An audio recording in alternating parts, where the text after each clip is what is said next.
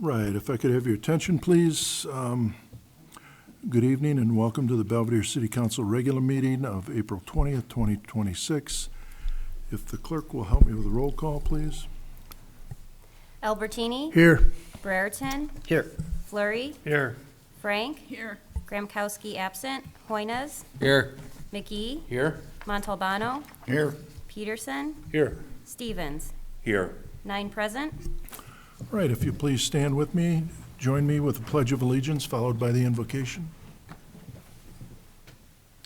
I pledge allegiance to the flag of the United States of America and to the republic for which it stands, one nation, under God, indivisible, with liberty and justice for all.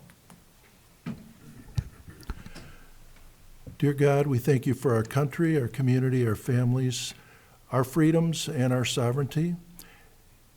And tonight we ask that you continue to bless our country.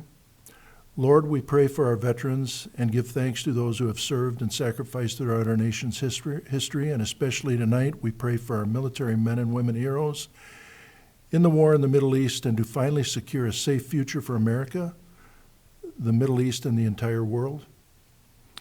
We pray that you bless each one of these service members in our military, keep them safe, and be with their loved ones at this time. We pray for our police and fire, paramedic, first responders in our city and across this country who serve our citizens and bravely respond no matter what. We pray for their safety and ask that you be with them as they continue to serve our citizens. As we conduct our city's business here this evening, we pray for guidance, and they give each of us patience, compassion, understanding, wisdom, strength, and courage. We pray for these things in Christ's name. Amen.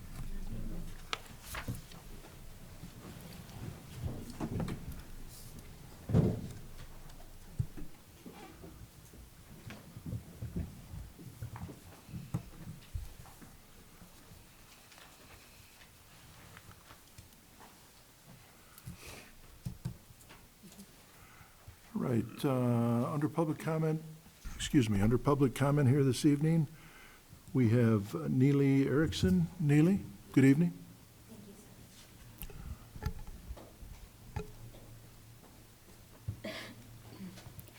Thank you, Honorable Mayor and City Council members. My name is Neely Erickson, and I serve as the Government Affairs Director for Northwest Illinois Alliance of Realtors.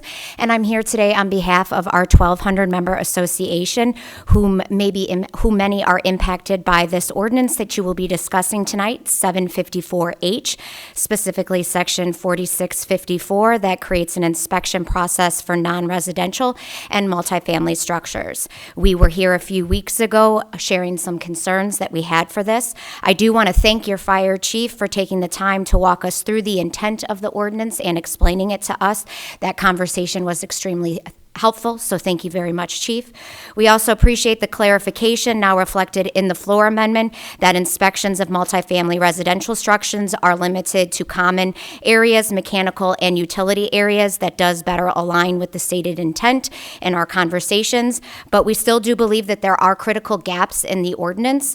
The ordinance does not clearly state that individuals have the right to refuse the inspection under the Fourth Amendment. You have said, and it is in your packet, you have said that the city would pursue an administrative search warrant if access is denied, and that is the correct legal process. But the people impacted by this ordinance, we do believe tenants and property owners should not have to assume that they have that right. It should be clearly stated. By reading the ordinance, would you know that you have the ability to exercise that right? A tenant should understand that they can refuse entry without penalty, and a property owner should understand that they would not be penalized if a tenant should choose to exercise that right to refuse. That clarity matters. We are asking for simple, direct language. If access is refused, the city seeks the administrative search warrant through the Circuit Court of Boone County for the sole purpose of conducting the inspection, and then if access is denied, the fees would apply. We were told the details related to timeline, notices, appeals, and an inspections procedures are outlined in Chapter 22 of the Fire Code, and it's about this thick, pretty much as thick as the Bible. But the people impacted by this ordinance should not have to search through a lengthy code book to understand the rights and responsibilities. That clarity should be front and center in the ordinance itself. At its core, this raises the fundamental question: what is this ordinance truly trying to accomplish? A code book this thick? Or are there certain requirements that you're looking for that could be merely outlined in the ordinance?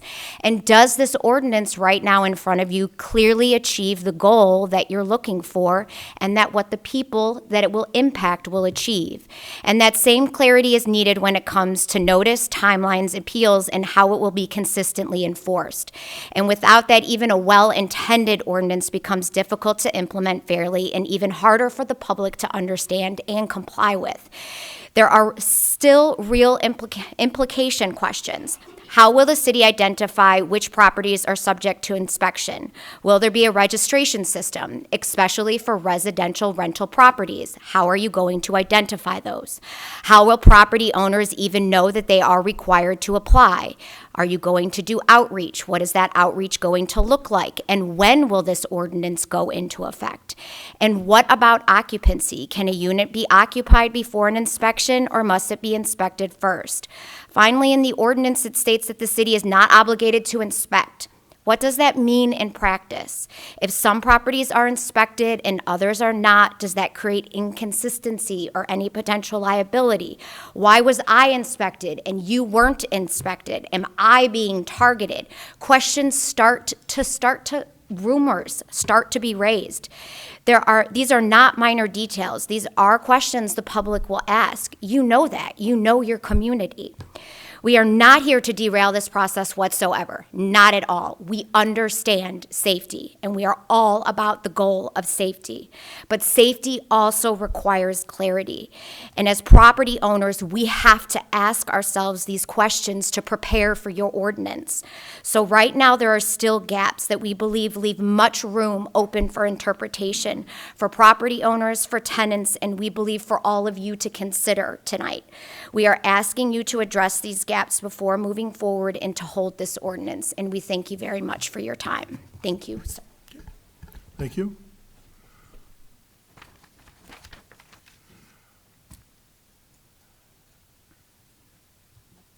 Okay, item 4, approval of the minutes. Item A, approval of the minutes of the regular meeting of the Belvedere City Council dated April 6, 2026, as presented in your packet. If I could have a motion to approve, please.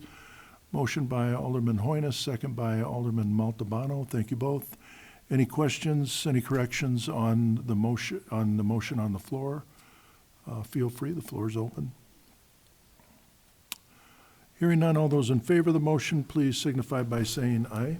Aye. And if there are any opposed or any abstentions, motion passed. Thank you. Item 5, public hearing. We have none this evening. Item 6, special messages and proclamations. We have Mindy Long with the Ida Public Library here this evening. Good evening, Mindy.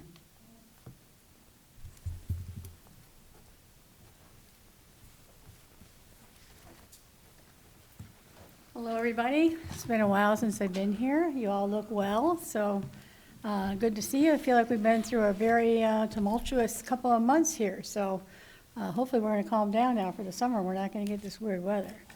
I'm going to pass out some pamphlets for everybody here, and I just want to remind you all that today is 420 Day. I know you all think that's what it means, but for library, it's National Right to Read Day. So I ask you to please advocate and get out there and celebrate the fact that we all, at least most of us in this country, have the right to read whatever we want, and that's what it's all about. So now I'm going to get to I'll start with the bad news first, sort of bad news, not really bad news.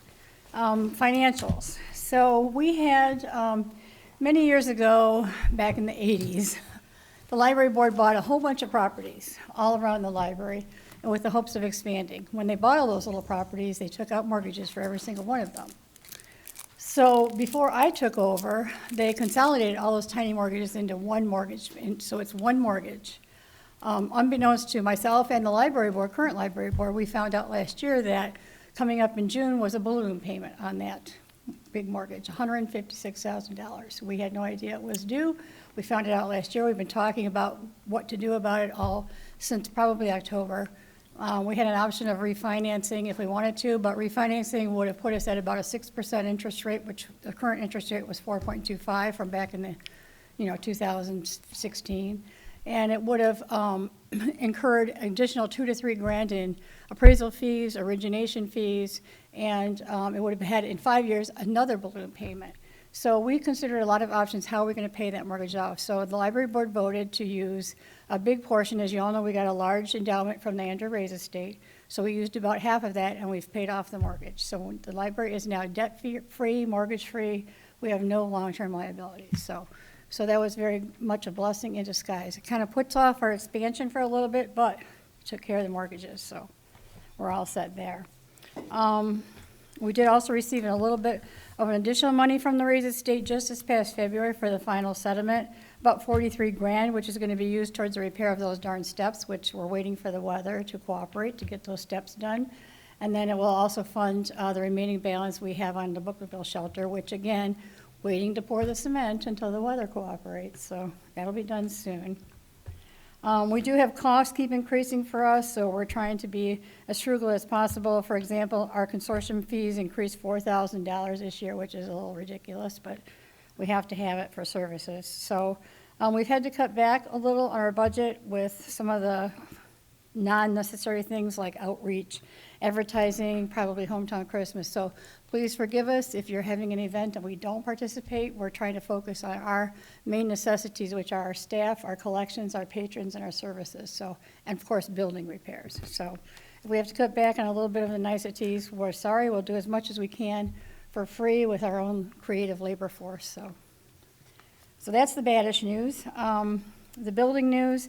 Stairs should be repaired soon. I just talked to Frank Turbeville. They should be starting it at the end of this week if the weather stays nice. So we'll see if we get that. Bookmobile also will be starting next week if we get good weather. We do have a really wonderful thing that happened. The Illinois Secretary of State and the state of Illinois recognized that public libraries are facing some very severe security and safety risks these days. We're considered a place where everyone can go. We've been pretty lucky, knock on something, at the library that we haven't had too many weird things happen, and we have a wonderful police force that's always responsive and comes whenever we call. But you never can tell. So they have opened up a grant for all public libraries in the state of Illinois, up to 100 grand for security measures. So we've applied for a grant for updated security cameras, for security lighting, especially for around that Bookmobile shelter when that gets built. So we hope we're gonna get the grant. I guess we'll find out in about 3 months. So that, hopefully we'll get that, so. Staff, we've had a huge turnover in staff. We've had 4 employees leave, 1 more is leaving, not because they want more money, but because they're all moving out of state. 1 went to college, 1's husband got another job, 1 retired and moved somewhere warmer. So we've had a real struggle trying to replace everybody. We've got everybody so far except our bookkeeper. We are looking for a part-time bookkeeper position, desperately need one. Our bookkeeper leaves May 14th for Southern Illinois. So please, if you know of anybody, the posting is on the website. We're closed Monday, May 25th for Memorial Day. Hopefully you guys are closed too. The book sale's over and we're going to start our regular programs coming up soon. Oh, I'm going to pass these out too. We've been planning for summer reading. Summer reading is Good Seed, Bad Seed, Plant a Seed, Read. Here's some bookmarks for you along with some cute little flower packets that you can plant and grow some flowers. Cheer up your day.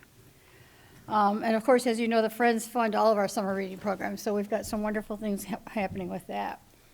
Our free trees that we have for Earth Day through Neighborhood Forests, we had a record number of trees, 150 of them.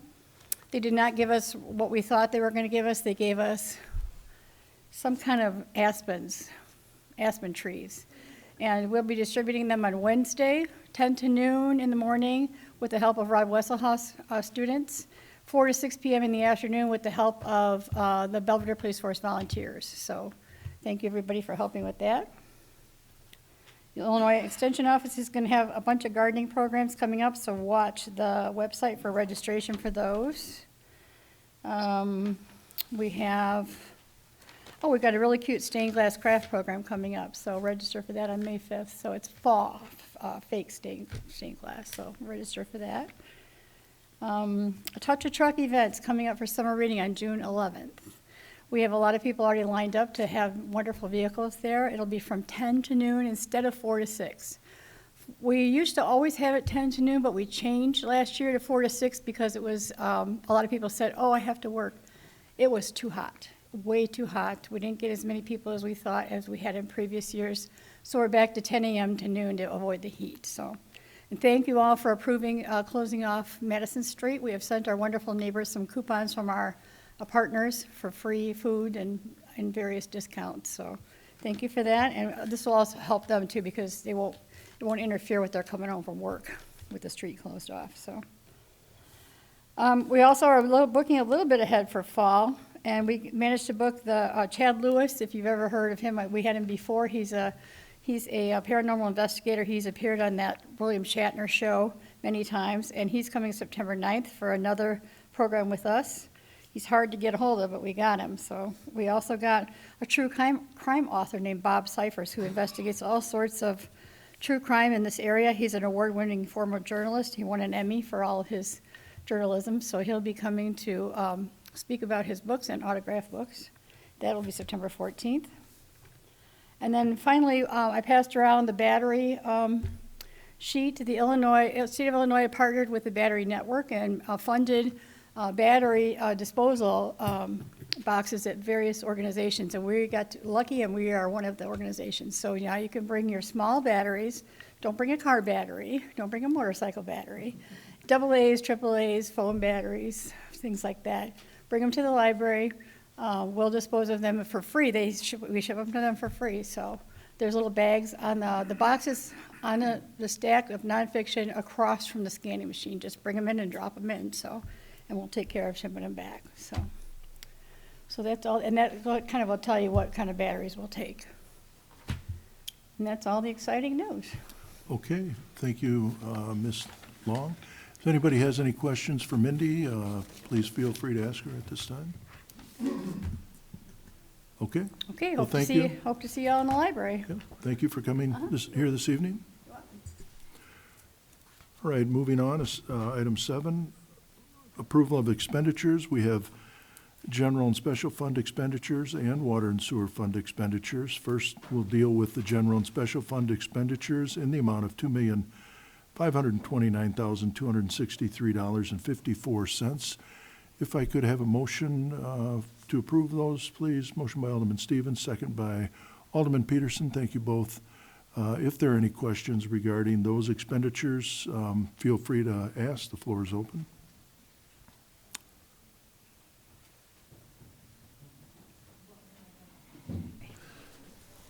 Alderman Peterson. Thanks, Mayor. I did have a question for Chief Shadle on page 16 with Cummins on the repairs to the engine on 102. Yep, so the issue is that sometimes 102, when we'd start it, it would have no boost, and then it would only go to 5 miles an hour and then throw trouble codes, and then so we would shut it off and turn it back on, and it would operate normally, so we got that checked out right away. It ended up being 3 sensors and a turbo actuator, and they had to do a couple trips out here to do the different things to replace all those. Thanks. Okay, thank you. Any other questions regarding general and special funds? Feel free. Hearing none, all those in favor of approval of general and special fund expenditures, the motion to approve for $2,529,263.54 will, when their name is called, answer aye. Any opposed, nay. As the clerk calls roll, please. Albertini? Aye. Brereton? Aye. Flurry? Aye. Frank? Aye. Hoynes? Aye. McGee? Aye. Montalbano? Aye. Peterson? Aye. Stevens? Aye. 9 in favor. Motion passed, thank you. And we have water and sewer fund expenditures this evening in the amount of $776,936.94. If I could have a motion to approve those, please. Motion by Alderwoman Frank, second by Alderman Hoynes. Thank you both. Any questions regarding those expenditures? The floor is open.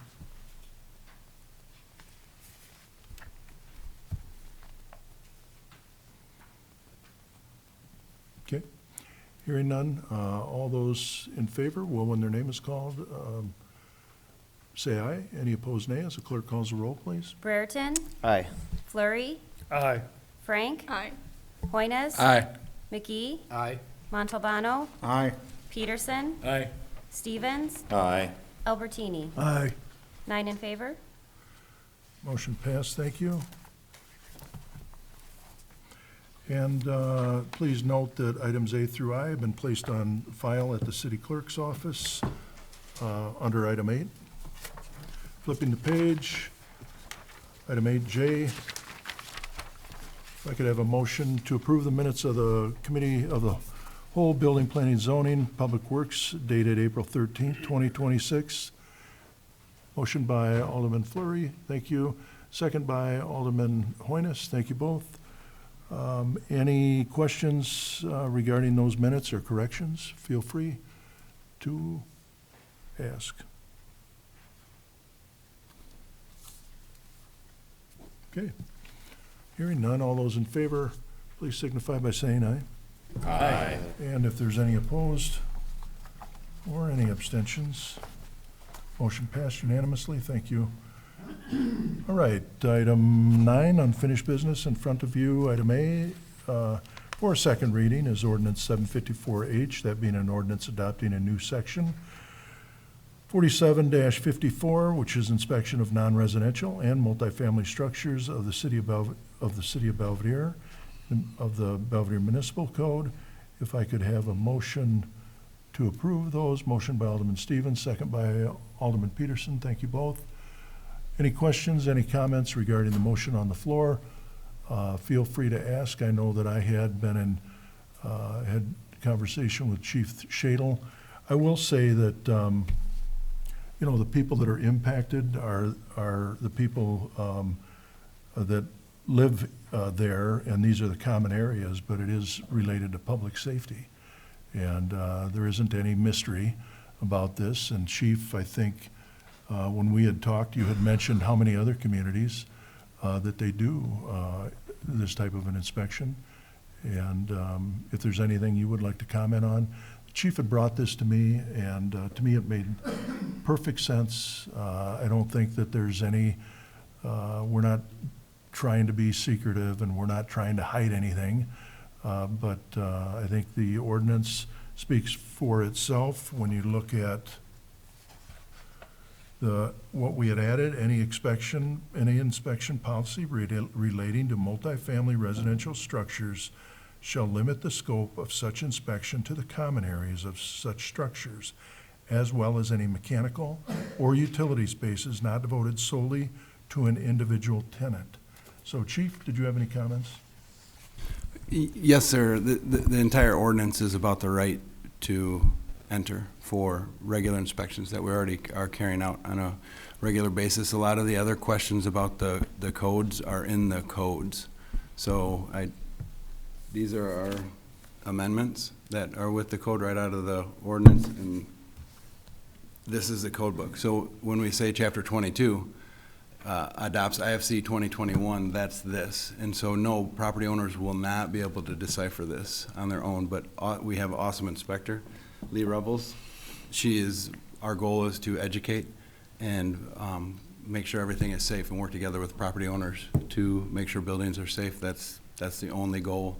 This just makes it easier to get an administrative warrant if we're doing an annual inspection and trying to get these done on an annual basis to get the most ISO credit scores for our fire department rating. This will give us the opportunity. We have zero problems with this, but if there was an owner that said, no, you can't do your fire inspection today, it's only an annual inspection.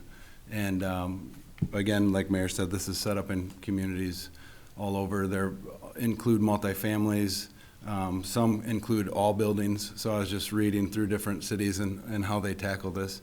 This is also addressed within the fire code in itself. It just doesn't state how often. So that's what's up to the municipalities. And the way Attorney Drella wrote it, it's not more than, more frequently than a year for regular inspections. So it's actually protecting owners from a fire chief that wants to write a policy on inspecting everything every 6 months. This says, no, you can only do the best practice. It's got to be at least a year for regular inspections. So I think that's all I'd add to that, Mayor. Okay.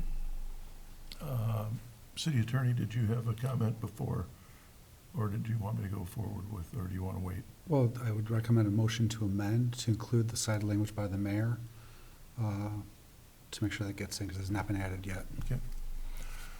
All right, if I could have an amendment to that effect. Motion by Alderman Peterson, and did you have an second on the amendment, or? Well, Is I would like to make the you- motion for the amendment, but however, I'm gonna leave, some of the words out. Well, I've got a motion on the floor for the amendment as it's in front of you this evening, so if I can have a second. I have a second by Alderman Stevens. We have a motion on the floor then to add the language that's highlighted on the last part of your ordinance, the information on this ordinance, and that would be to add any inspection policy relating to multifamily residential structures shall limit the scope of such inspections to the common areas of such structure, as well as any mechanical or utility spaces not devoted solely to an individual tenant. So I think some of the concerns, the city attorney had addressed this regarding some of the concerns about Fourth Amendment, regarding getting into individuals' apartments or property where these are common areas, and we do inspect, and it does, as the chief said, prevent. It does give us a guideline that we will do these inspections in a timely manner. City Attorney, did you have a comment? I got plenty, but to the amendment, the way it's written, and the reason it's written the way it is most apartment buildings, especially once you start getting into 4 and more, in addition to having a common hallway that you might be a common area that you inspect, will have a common area where the water meters are at. They may actually share heating for the entire building, and that's where the furnaces are at, what have you. Those are areas that the fire department have to get into to check for code compliance. It's specifically designed to prohibit, though, entry into, for example, a storage area that's devoted to a tenant, the tenant's own utility closets, things like that. So the way it's written, the only place where the mandatory inspections take place is in a common area under the control of the owner or manager of the building, not individual tenants. So that's the reason it's written the way it is. All right. Alderman Burton, Thanks again, Mayor. So can I make an amendment to the amendment before we? we got to vote on this amendment, I would think, correct?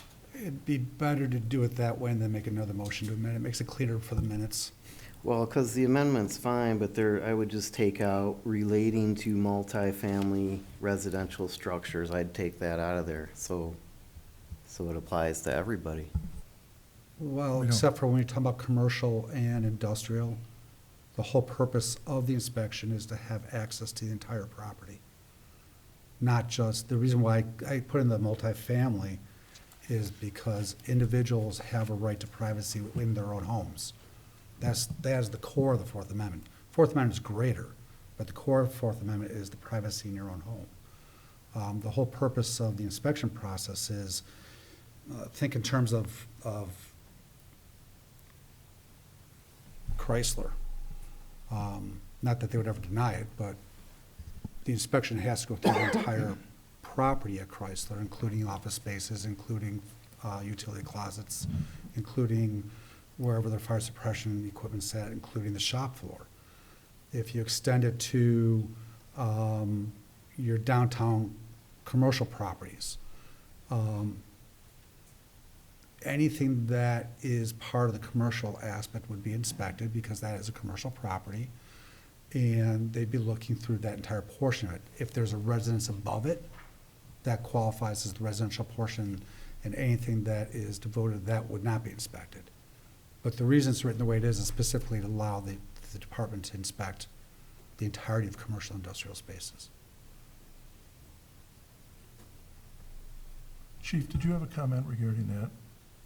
Yeah, I was gonna say, within all the inspections and all the types of occupancies, they're all clearly defined in the code, and it explains what you're looking for. It's very, very specific. It's not a wandering, the inspectors check for very specific things. They have checklists for what they're looking for. And then also in The reason it's specified as in the multifamily and it doesn't apply to those, because there's no private residential areas in structures that are purely commercial or purely this, it's non-residential. So that's why it's spelled out this way. I've looked at a bunch of these ordinances recently, and I mean, how it's here, and to be 100% honest, it already says this in the code. Attorney Drello just put it in here to make it plain and clear that we have zero intention to go into people's private spaces and look for that. We're unable,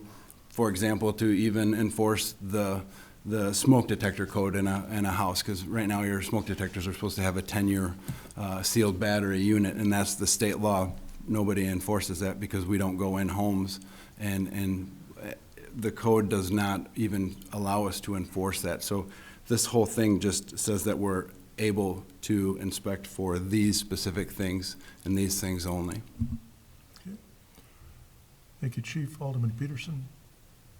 I have a question then for a multifamily. Would there be any that you know of that each of the, like say it's 3 units or 4 units or whatever, would any of those that you know of have their own separate and individual heating plants, and then we would not have access to it under this code, or we would? No, if it's in their apartment, we wouldn't have access to it. It'd just be like a electric water heater, usually what they are. And some of them are set up that way. Some of them have a common utility room and some don't. So it really depends on the unit. But if it's inside of somebody's personal residence, then it's not part of the inspection. It's only the common areas. We actually designate these as multifamily with common areas is our inspection type. And it's something that we've been doing since I've been on the department. We actually, a lot of times, it's a pretty basic inspection, and we usually have the companies do it. Like the companies that are out will, it gives them the opportunity to go into these multifamilies. They walk through, they look at the exit signs, they test the smoke detectors in the common areas, and it's a very basic. But no, if it's a utility in a private residential space, then we're unable to check that. Is that where you would expect to find them, or do you think they would be down in a basement area or something? I'm just saying that that's an obvious ignition source and a potential problem for a multifamily. I just didn't know if how we're gonna grapple with it. It's both. It's more common to, well, it could be either. It's usually either. But again, when we're looking at systems and furnaces, we're not electrical inspectors, we're not HVAC inspectors, but we can tell if someone has run an extension cord from here to plug in this water heater over here and spliced it 3 times to make it connect to the cord. Like that would be like, oh yeah, that's not good. Everything else would have normal expectation of the property owner to maintain and keep things safe for their tenants. Yeah, and perhaps I can answer some of the questions raised earlier, as well as perhaps some of the questions in the alderman's minds. I was going to save it until after the amendment was voted on, but the chief kind of segued into it. The ordinance before you does not change current practice of the Belvedere Fire Department 1 iota. It just doesn't. And it was drafted partially by my recommendation because of the Camara case, which I mentioned in my memo, as well as was mentioned by people I've called and by our speaker. The city has the right to create an inspection program. In fact, the Camara court recognized the need for that inspection program. And the Camara court held, of course, that if a property owner says no, the municipality's response is then go seek a warrant, which is exactly what we've done in the past. What we didn't have in our quiver of arrows was something that the Camara court actually suggested.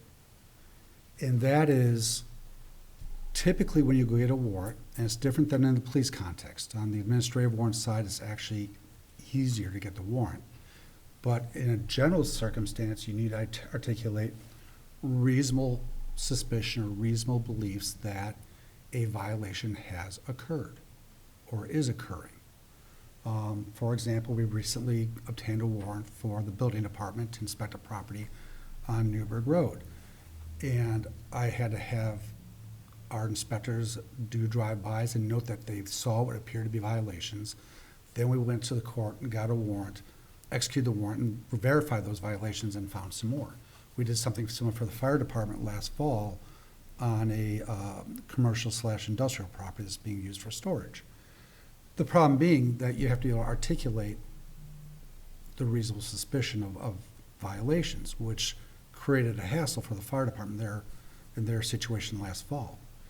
The Kamara Court specifically found that if you have a regular routine of inspections, in their case, it wasn't even created by the corporate authorities of that governmental body. It was created by the fire department themselves.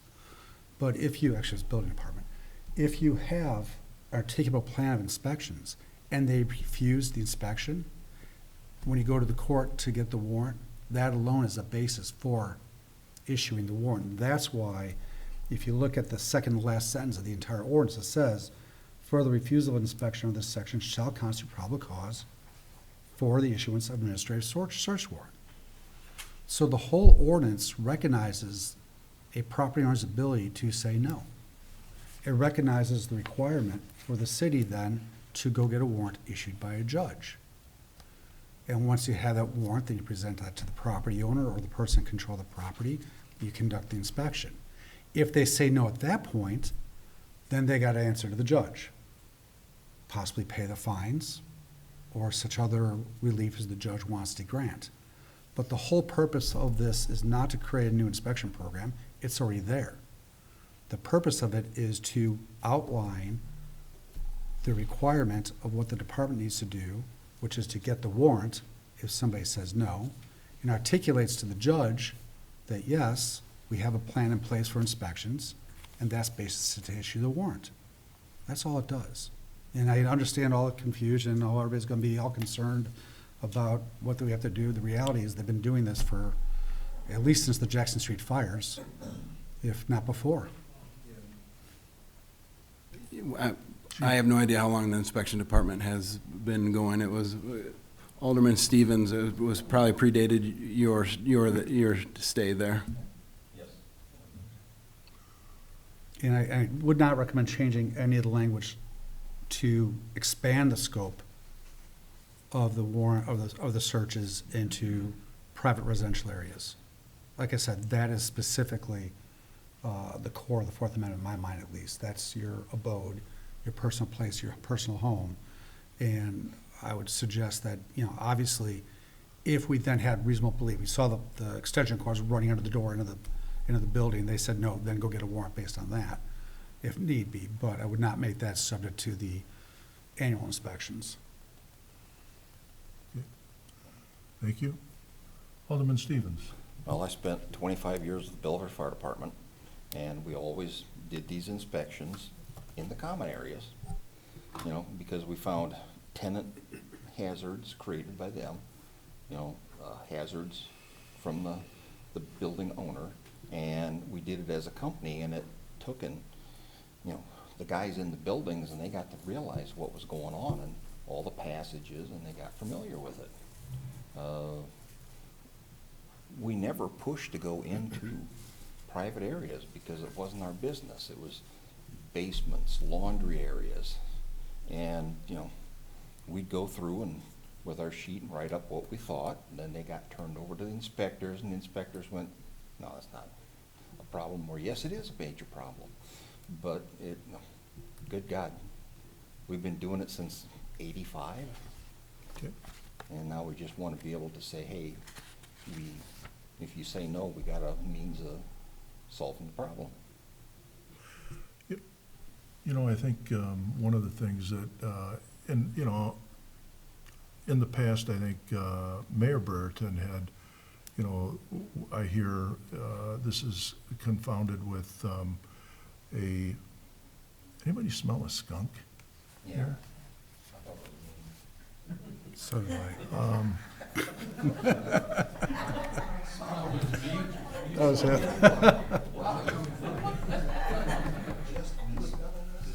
I don't know if there's one loose in the building or not. What was that, that Burden tried to do?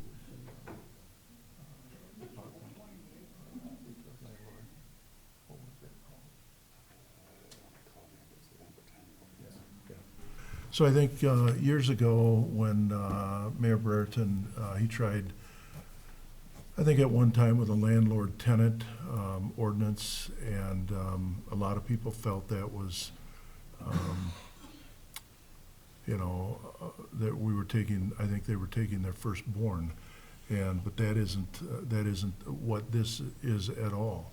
But I would say that I don't think we should confound the ordinance that we have by making an amendment that we don't do in any of the multifamily. We're not asking to go into a multifamily residence. We're asking for the common areas, and we're not asking to go into the houses. I think when you make when an amendment like that, it wants to poison, it tries to poison the well as if we're doing something that we're not doing. We're not doing that in the ordinance. So I think we want to be careful not to confuse what this is. The language that is the amendment in front of us, I think, is clearly written.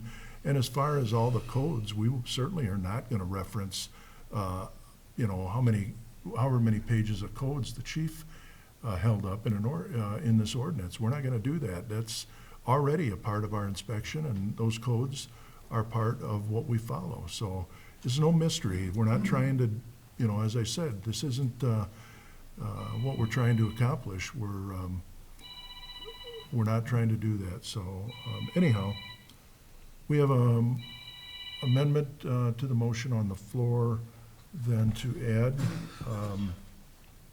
to amend the ordinance 754H by adding that language. Any inspection policy relating to multifamily residential structures shall limit the scope of such inspection to the common areas of such structure, as well as any mechanical or utility spaces not devoted solely to an individual tenant. So if there's any other discussion regarding that amendment language, the floor is open. Feel free. All right, hearing none, all those in favor of that amendment, will, when their name is called, answer aye. Any opposed, nay. As the clerk calls a roll, please. Flurry, Aye. Frank, Aye. Hoynes, Aye. McGee, Aye. Montalbano, Aye. Peterson, Aye. Stevens, Aye. Albertini, Aye. Brereton. Aye. 9 in favor. Okay. All right. Now, if there's any other amendment that wants to be added, now would be the time. If anybody wants to, floor is open. But we have the motion now to approve the motion as amended. That is on the floor. Alderman Brereton? So apparently, I guess I'm just the only one that's not comfortable or prepared to vote on this tonight. So just to make sure, I'll make a motion to refer this back to committee for further discussion. Okay, we have a motion to refer ordinance 754H back to committee. If there's a motion, second, to do that, speak up. Hearing none, motion fails. All right, we have the motion as amended. If there's no other discussion, all those in favor of the motion, well, when their name is called, answer aye. Any opposed, nay. As the clerk calls a roll, please. Frank, Aye. Hoynes, Aye. McGee, Aye. Montalbano, Aye. Peterson, Aye. Stevens, Aye. Albertini, Aye. Brereton, No. Flurry. Aye. 8 in favor. Motion passed, thank you. Moving on, item 2, new business, item A. Ordinance 755H is in front of you tonight just for first reading, that being an ordinance authorizing the execution of an annexation agreement between the City of Belvedere and Rush Power Systems. You will see that in front of the council in 2 weeks. As a second reading, we have item B, ordinance 756H, again, a first reading this evening. That being an ordinance annexing certain territory lying generally at the southeast corner of Hockey Drive and Irene Road to the city of Belvedere, Boone County, Illinois. That's a first reading, and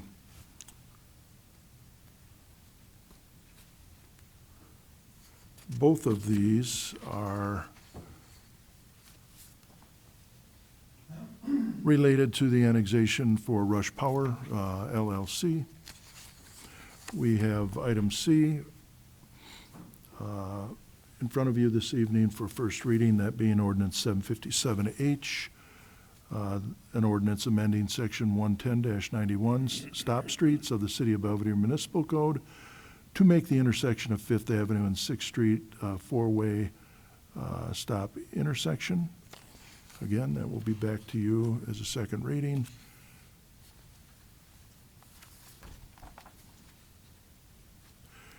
We have item D, ordinance 758H as a first reading this evening, that being an ordinance amending amending sections 110-91, stop streets, and 110-92 yield intersections of the City of Belvedere Municipal Code to change the intersection of East Fifth Street and Caswell Street from a yield intersection to a two-way stop intersection. Again, you will see that in 2 weeks at council level.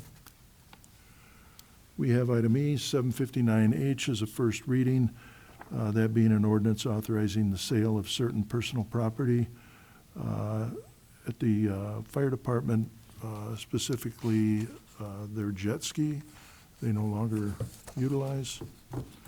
We have item F, ordinance 760H, in front of you as well for first reading, that being an ordinance amending chapters 150 zoning ordinance and 151 subdivisions ordinance of the municipal code. In your packet is that in its entirety and is spelled out what those amendments are. We have item G, ordinance 761H, again, as a first reading, an ordinance granting a special use indoor commercial entertainment bar with video gaming within the neighborhood business district located at 717 North State Street, and you will see that for second reading.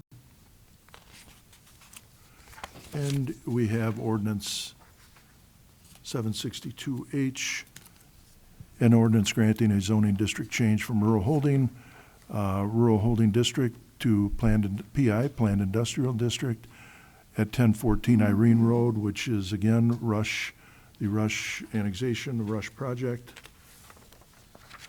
If you flip the page with me to page 3, we have item I, which is 763H for first reading, being an ordinance granting a special use for a planned development within the Planned Industrial District, again, at 1014 Irene Road, which is the Rush Power Systems.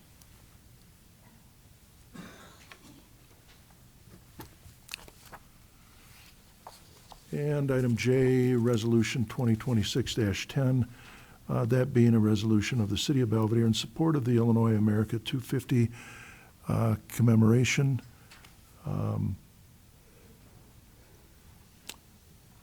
If I could have a motion to that effect, please. Motion by Alderman Peterson, second by Alderman Fleury. Thank you both. So I did want to pass this, if we could, this evening. I would like to read it at a later date, if you don't mind.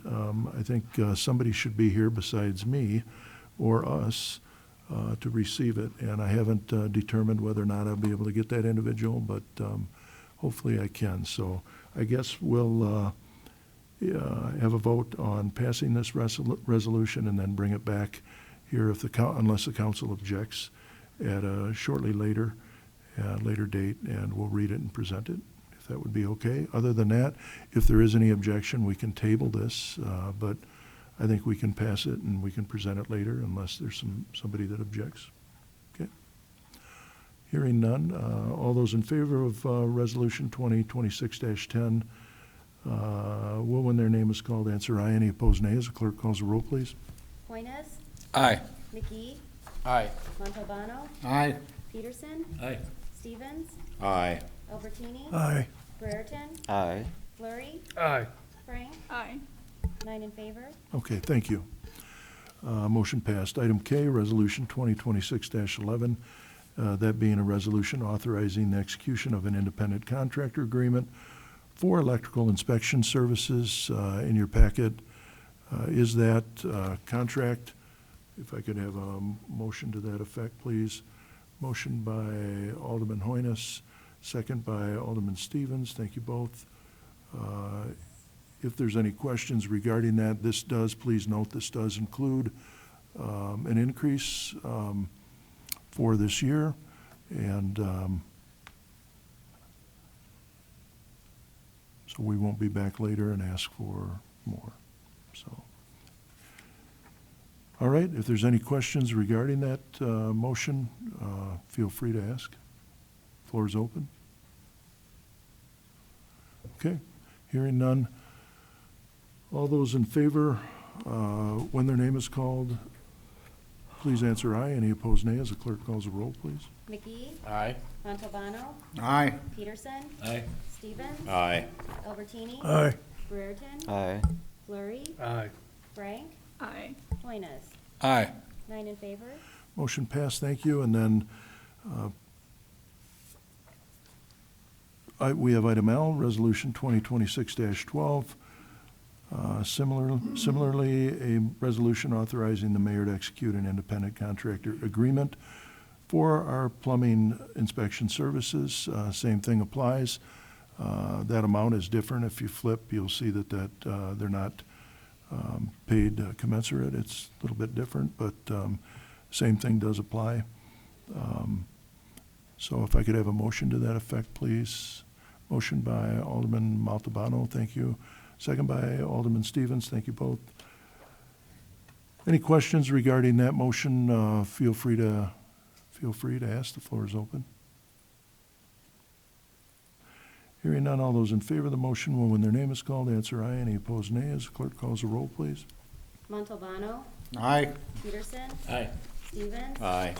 Albertini, Aye. Brereton, Aye. Flurry, Aye. Frank, Aye. Hoynes, Aye. McGee, Aye. 9 in favor. Motion passed, thank you. And item M, which is Resolution 2026-13, that being a resolution authorizing the execution of the State Line Narcotics Team interagency agreement. If I could have a motion to that effect, please. Motion by Alderman McGee, second by Alderman Peterson. Thank you both. Any questions regarding that resolution, the motion on the floor? Feel free. The floor is open. I know the chief will be able to answer that.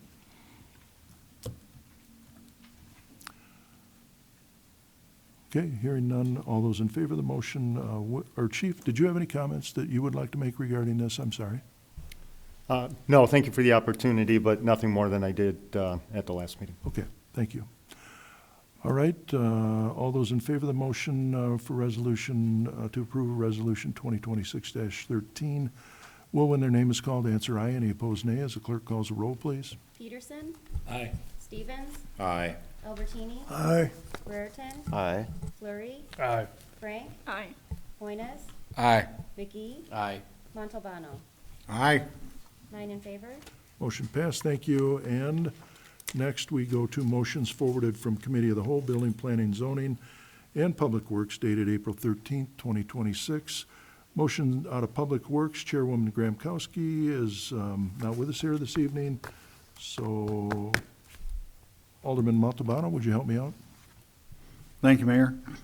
Thank Motion A, to approve the 2026 Outdoor Warning Siren System Annual Preventive Maintenance Agreement with Braniff Communications in the amount of $7,110. Okay, we have that motion out of committee. If there's any questions regarding the motion, the floor is open. Feel free to ask. Okay, Well, they sure got to work out last week. yeah, they work. Yeah. All right, hearing none, all those in favor of the motion, will, when their name is called, answer aye. Any opposed, nay. As the clerk calls the roll, please. Stevens, Aye. Albertini, Aye. Brereton, Aye.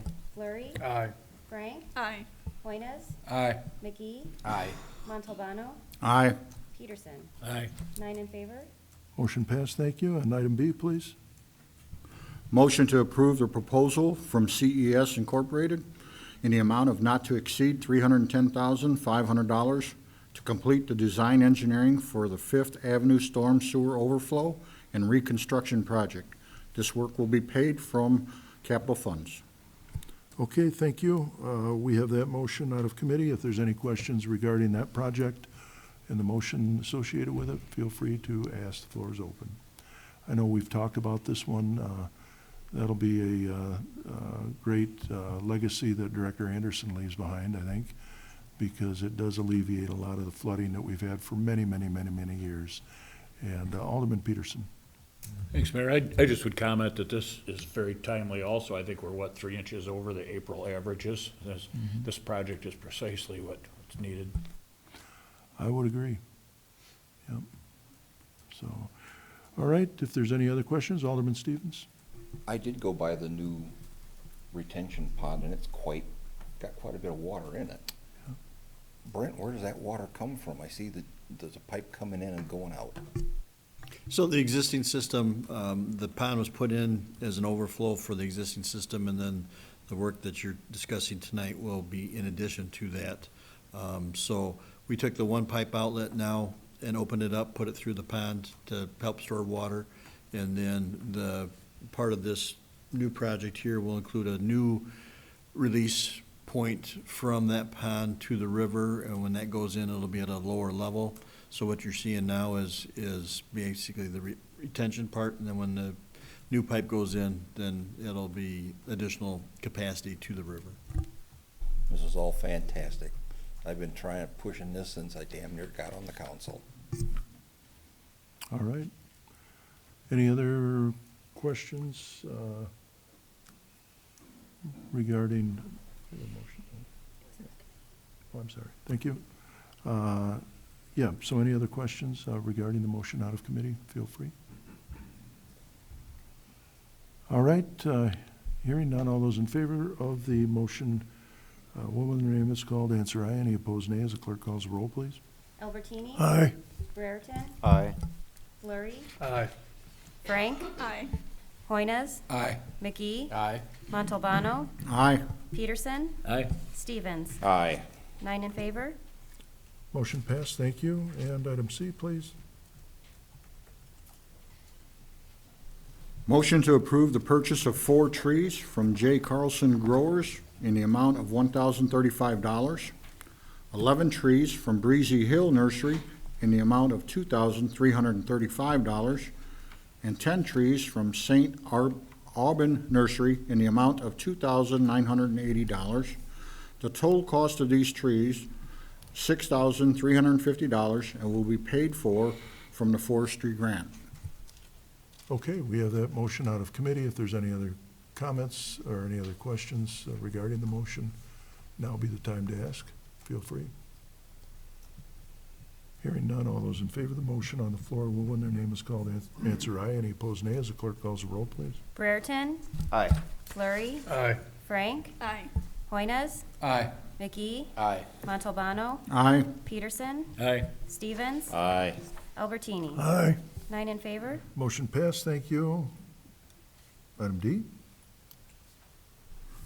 Motion to enter into agreement with Corpro for the 2026 Protection Maintenance Program at a cost of $4,100. This work will be paid for from waterline item number 61-5-810-6040. Okay, we have that motion out of committee. If there's any questions regarding the motion, floor is open. Hearing none, all those in favor of the motion will, when their name is called, answer aye. Those opposed, nay. As the clerk calls the roll, please. Flurry, Aye. Frank, Aye. Joynes, Aye. McGee, Aye. Montalbano, Aye. Peterson, Aye. Stevens, Aye. Albertini, Aye. Brereton. Aye. 9 in favor. Motion passed, thank you. Item E. Motion to approve change order number 2 in the amount of $7,813.80 for the well number 11 faculty construction project. All right, we have that motion out of committee. If there's any question regarding the motion, regarding that change order at well 11, the construction project, feel free. Floor is open. Hearing none, all those in favor will, when their name is called, answer aye. Any opposed, nay. As the clerk calls the roll, please. Frank? Hoynes? Aye. McGee? Aye. Montalbano? Aye. Peterson? Aye. Stevens? Aye. Albertini? Aye. Brereton? Aye. Flurry. Aye. 9 in favor. Motion passed. Thank you, Alderman Montalbano. Appreciate it. Last page, page 4, flipping it, motions out of Public Safety. Chairman Peterson, good evening. Good evening, thanks, Mayor. We have item F is a motion to approve the Special Olympics Athlete Victory Parade request from Belvedere Park District to be held on May 14th, 2026. Okay, we have that motion out of committee. Any questions regarding the motion? Feel free to speak up, ask. The hours of that event will be from 5:30 to 6 p.m., and it will be from the Old Countryside Market parking lot going down Pearl Street, and then it concludes at the community building.